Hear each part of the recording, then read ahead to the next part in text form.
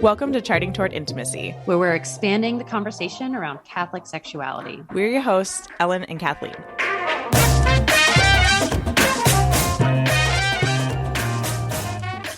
All right, welcome back to another Charting Toward Intimacy episode.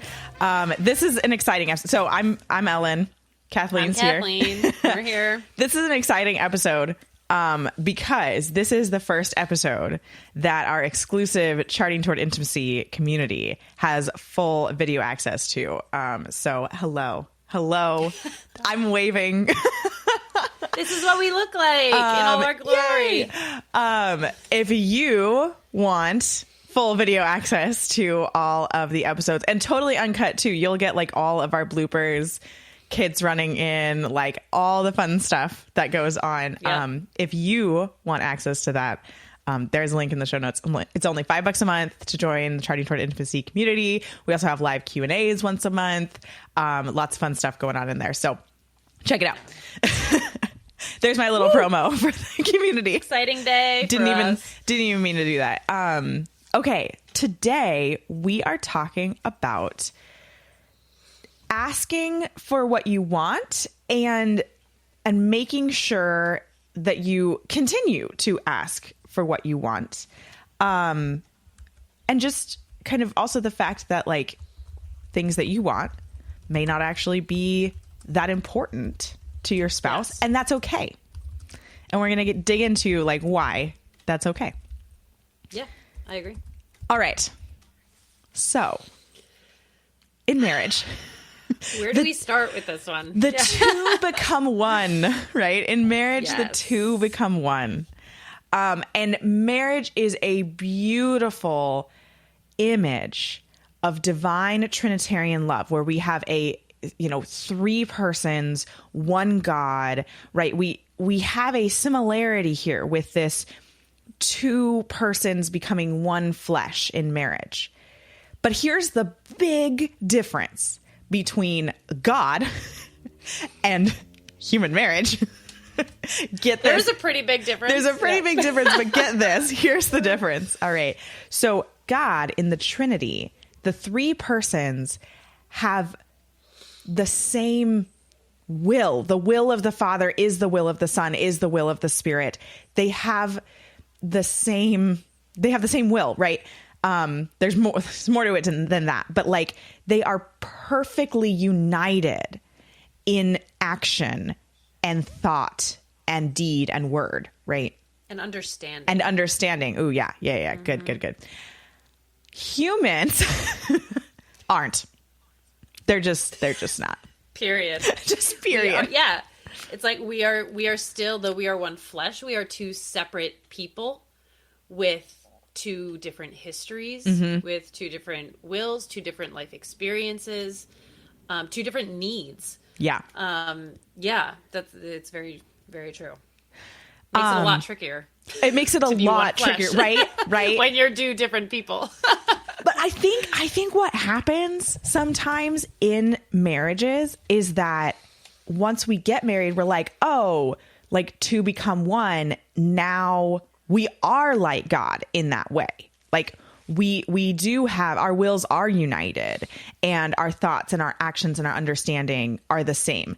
And we just kind of discount the fact that things that are important to me aren't going to necessarily be important to my spouse. And and it goes the other way too. Things that are important to your spouse, you might not see as important at all. Right. So here's an example. Here's like a completely non-sexual example. And then we'll dig into like we're talking about this more on the sexual realm, but it goes across everything. Yes. But let's say the wife in this situation really likes having a clean house. Like that's very important to her. That's how she grew up. She grew up in a very clean house, right? And she asks her husband to, clean up his shoes and put them in the basket every day or whatever, right? And he like, it's something he's like, okay, yeah, I can do that. Right. but then it doesn't happen.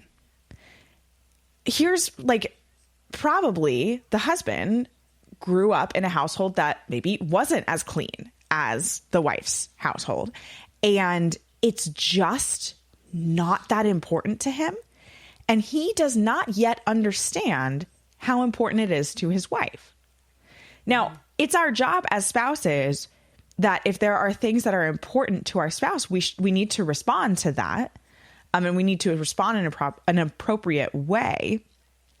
But she's asked him once to clean up his shoes, and he maybe did it like the first or second day, right? But then he forgot because it's just not that important to him. And that's okay, right? What the wife needs to do and what she needs to understand in this situation is that it isn't that important to him, and just asking him once isn't actually enough.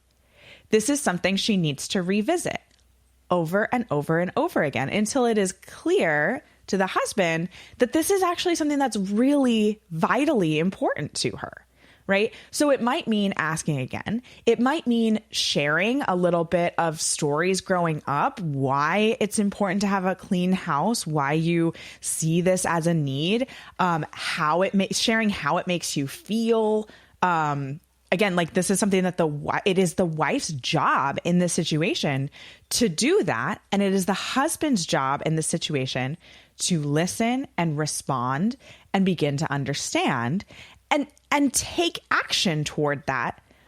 But a lot of times we're kind of like taught in culture that like marriage, if the wife like asks for something over and over again, like she's just nagging, and the wife should really just compromise on that because it's not good to be a nagging wife, and like all that kind of stuff. Or that like, oh, if your husband doesn't immediately understand all of your needs, then obviously your marriage is just like falling apart, and it's probably better to just get a divorce. That's not the case. That escalated very quickly. It did. Yeah. It did. It went from shoes to divorce. But we see that. We see that in like conversations in secular culture.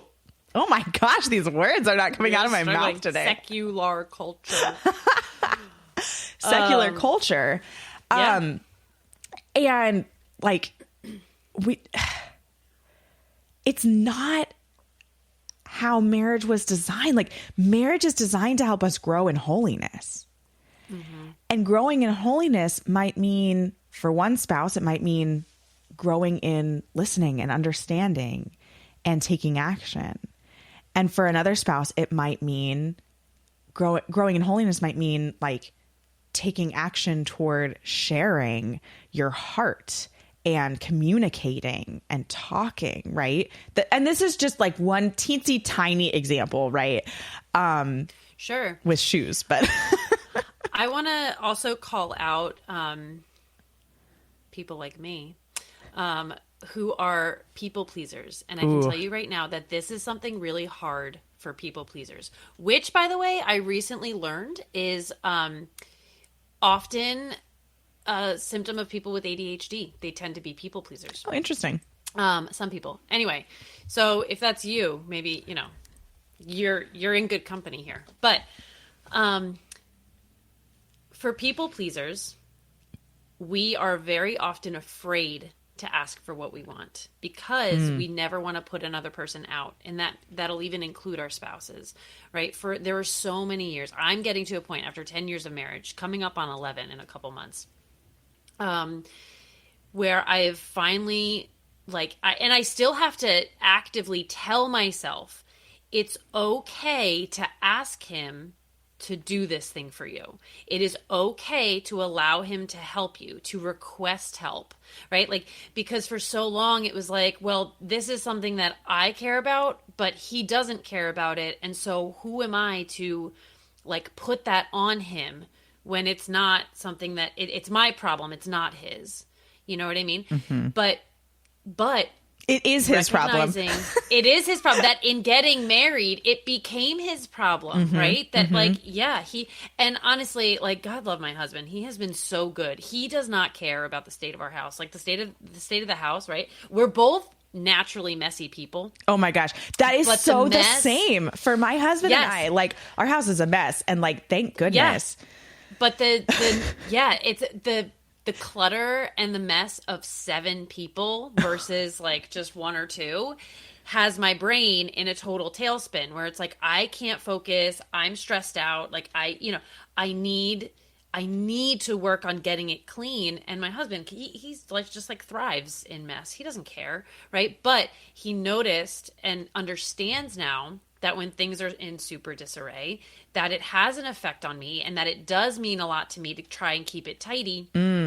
So he does that. He comes home from a long day of work. The first thing he does is, well, we have time together. That's something that he needs. I know that he needs time to just like decompress and to talk for maybe half an hour or something, hash out our day, talk through it, whatever.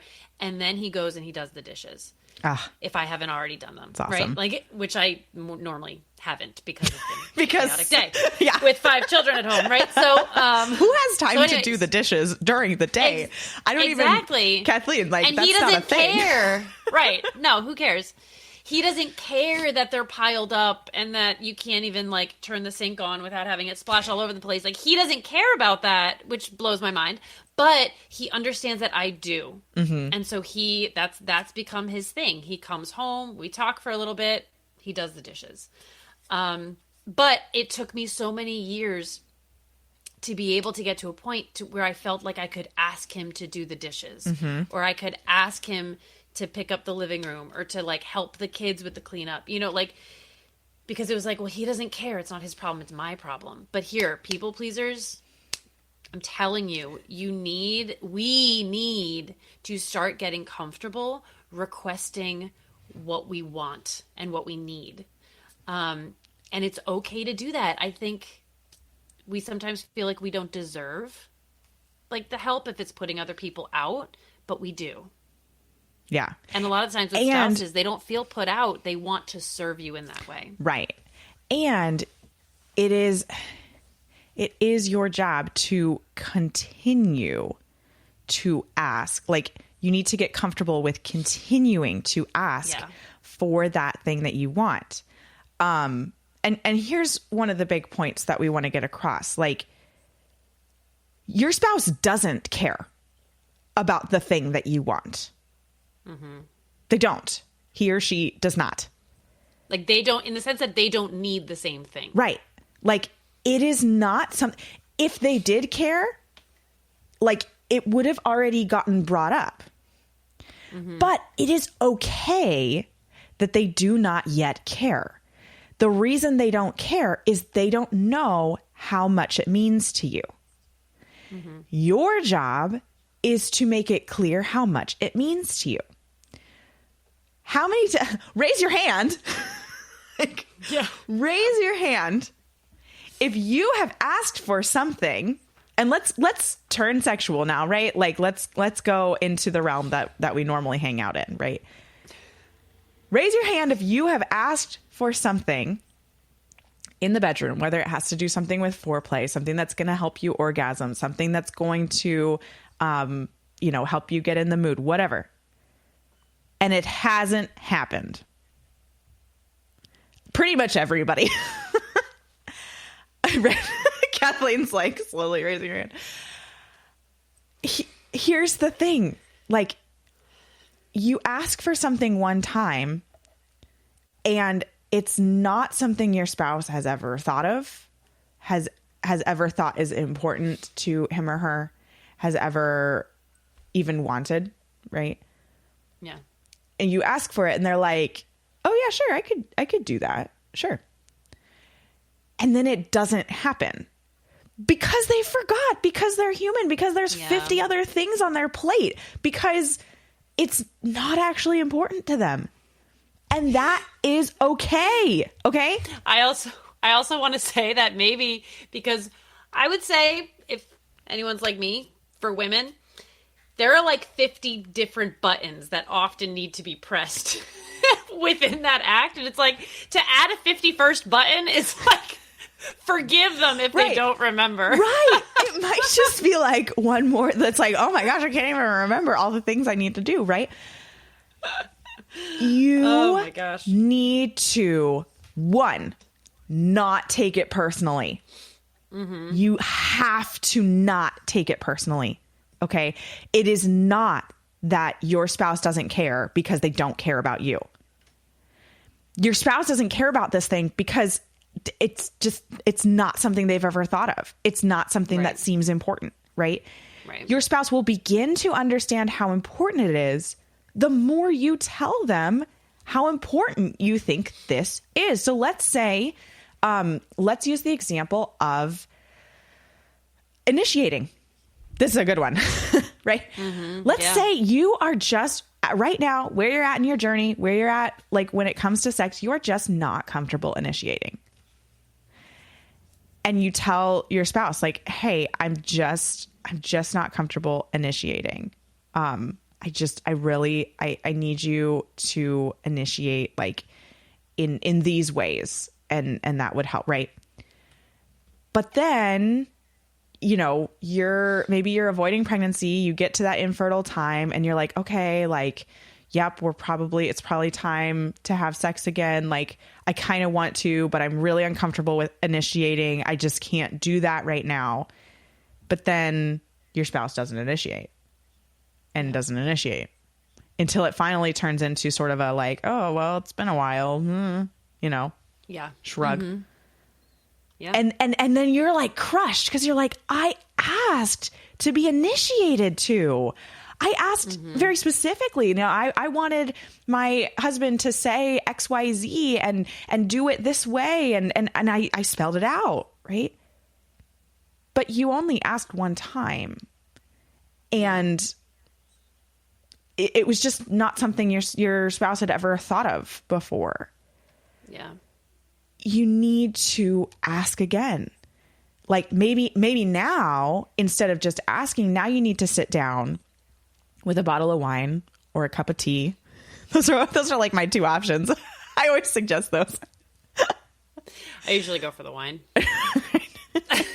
Whatever you're going for. Whatever time of day the conversation is, maybe, right? Exactly. Yeah. And share how that might make you feel if your spouse did that. Why you think you would like it, right? Because that one's really important too. If it's something that's never been done in your relationship, like sharing, hey, I want you to try this because I think I'm really going to respond well to it. I'm not 100% sure, right? And you don't ever have to be 100% sure if you want to try something. But like share, communicate. We joked about this a couple of episodes. Like we've talked about communication for the past every 20 episodes. It always comes up because it's the crux of marriage, right? It is. Communicate. You know, maybe it needs a deeper conversation, but then guess what? Yeah. You're not done yet. You need to keep asking for that. If you want to be initiated in a certain way or whatever, insert that thing that you're thinking of. Because I know you're thinking of something. I know everyone listening to this podcast has that thing in their mind that maybe you've asked for one time before and it never happened and you were crushed that it didn't happen. Yeah. Or just annoyed. Oh, yeah. Just Let's like get into that. Frustrated or annoyed, right? And you let resentment build, maybe. Yes, exactly. And that's like he never really does bad. this. I always ask for it. Like, yeah, you just need to keep. It's not. Marriage is not for the faint of heart. Mm-mm. It is not for quitters. It is not for people who want to give up in any little way. Yes. So let's dig into that statement that you just made. I always ask for this. Mm-hmm. Do you always ask for that? How many times have you actually asked for it in a loving, considerate, communicable way?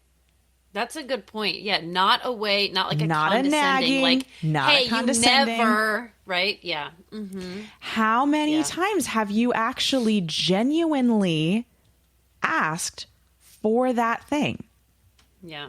with all the love and charity that your spouse deserves? Yeah. Because I can almost guarantee it's probably less than 5. That's a good point. And if it's less than 5, then that's not enough. Like, let's switch. I'll share an example. And I've talked about this a lot. It's actually very important to me. This is why it keeps coming up on the podcast. So my husband and I, a couple of times a week, have tea together in the morning. We have this like half hour of connection time in the morning. I suggested this idea to my husband months ago, like maybe 6 months ago or something. And he was like, that sounds great. I could do that. I could wake up. Yeah. I mean, like, I'm not super excited about waking up a half hour early, but like, yeah, like, let's do it. Right. So then like the next day we woke up early, we had tea, we had a great conversation. And I was like, this is awesome. I love this. Yeah. And I was just like, yes, like, we're going to do this now. Right. And then the next day, we didn't really get out of bed as early. And the next day, I went downstairs, started making the tea, and it took my husband 15 or 20 minutes to get downstairs, and we only have a half hour. Yeah. And then the next day didn't happen. And I got resentful. I was so annoyed because I was like, look, I wanted this. I asked for it.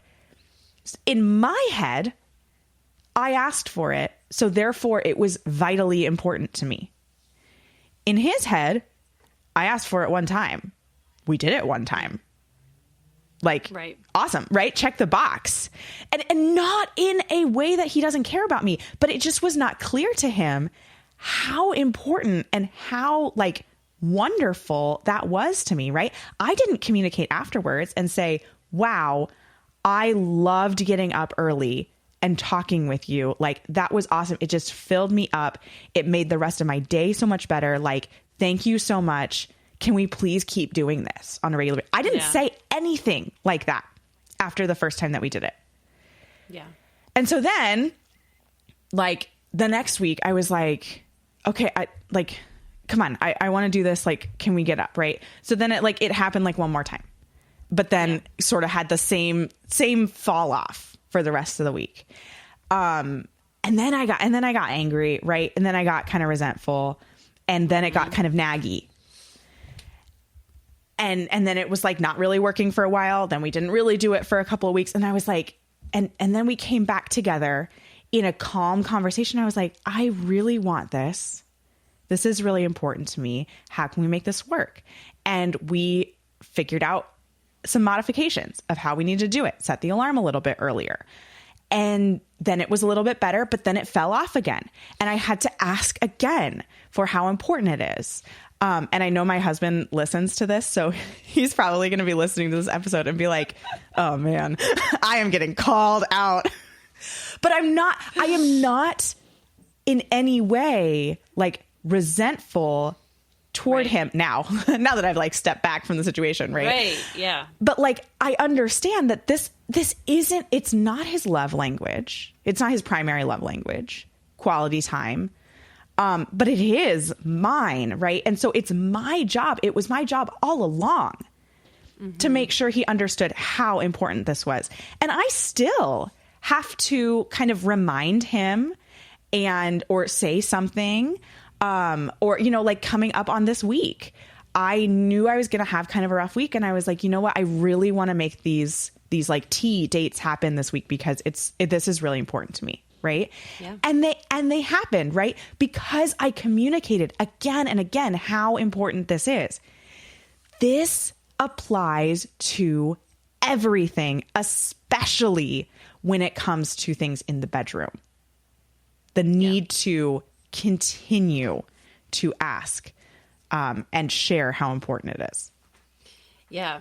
And I want to bring it back around to kind of the point we made in the beginning about being one flesh, but two separate people.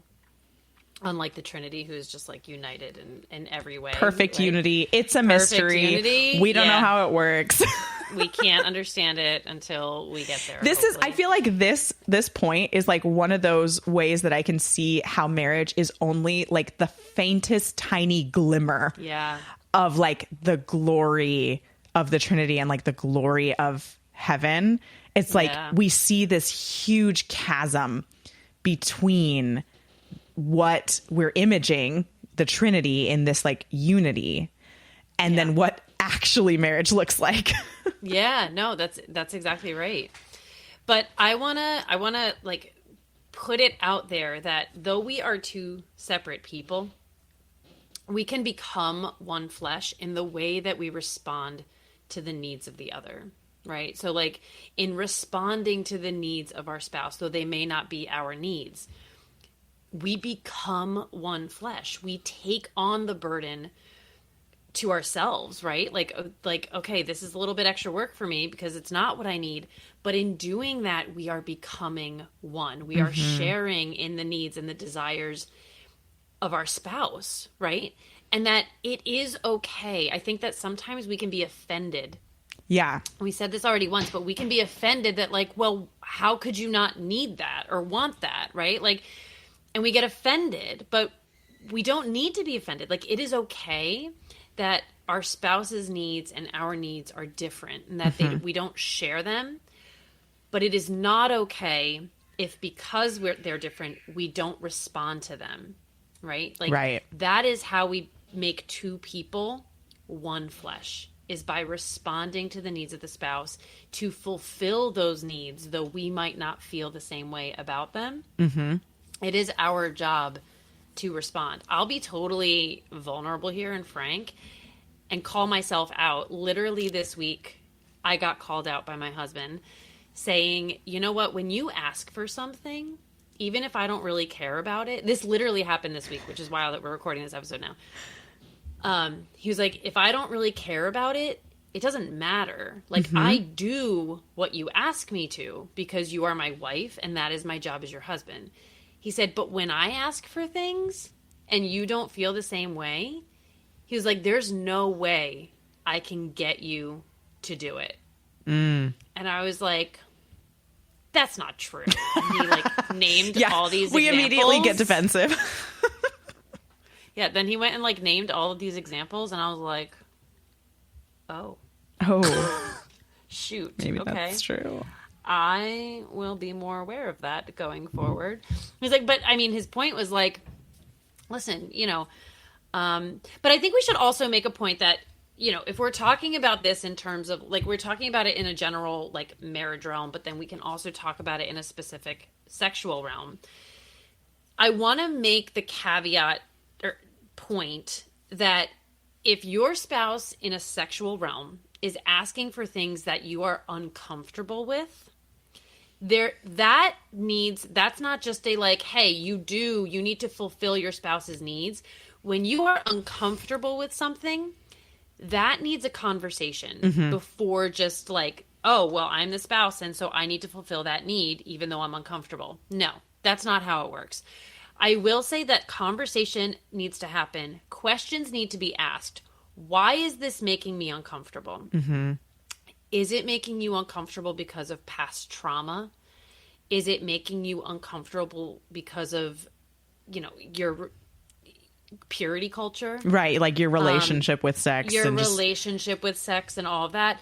Or is it making you uncomfortable because you're worried it might not be licit, right? Those are very different situations.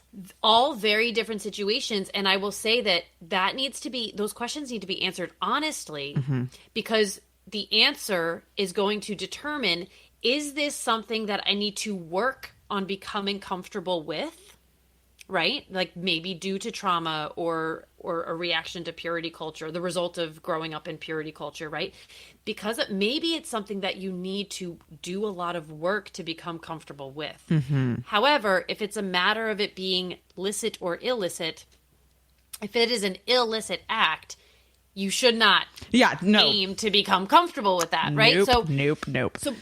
But I think it really begs the point that we need to identify where this discomfort is coming from before we go ahead and just like, say, oh, you need this? Great. I'll do that for you. We need to understand why we're uncomfortable, and we need to then respond to that appropriately. So yeah. Right. I think that's a really important tip that needs to be kind of put out there. To kind of close this out, right? Okay. We've got two sides. We got two people, right? The one side is you ask for something to your spouse. You asked for it because it's important to you. Your spouse said yes, but maybe like didn't realize how important it is, right? It's your job to continue to ask for it, to share how important it is, and to not get resentful that your spouse forgot or it just wasn't that important to them. Right. Then you have your spouse asks for something and you say yes. It's your job to try as hard as you can to do that thing because your spouse asked for it, right? Yeah.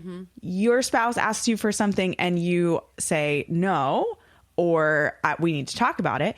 It's your job to make sure that you address that you respond to that, right? Do not ever say yes to something that you don't intend to do. Yeah. Like, good point. No matter what, that's a whole nother episode. Yeah, very true. But it is a two-sided coin, right? But we have to respond to our spouses with charity. We need to give them the respect that they deserve because they are our spouse. And so that is both in asking for things that we want and in responding to things that our spouse wants that we don't really think is that important. Yeah. So here's my challenge for this week is think through something that you've asked for that your spouse hasn't like responded to, and figure out how you're going to bring that up again, whether it's going to be like a conversation or maybe you're just going to ask for it again, whatever. And then on the flip side, think through something that your spouse has asked of you that you didn't think was that important. And like that maybe you haven't done yet or something like that. And figure out how you're going to bring that up again. Right. So maybe have a conversation like, hey, you asked me for this thing. I never did it. Can we talk about is this something that's really important to you? Do you really want this to happen? Right. And I want you guys to have that conversation sometime this week. Thanks so much for listening. If you are not already following us on Instagram, be sure to check us out at Charting Toward Intimacy.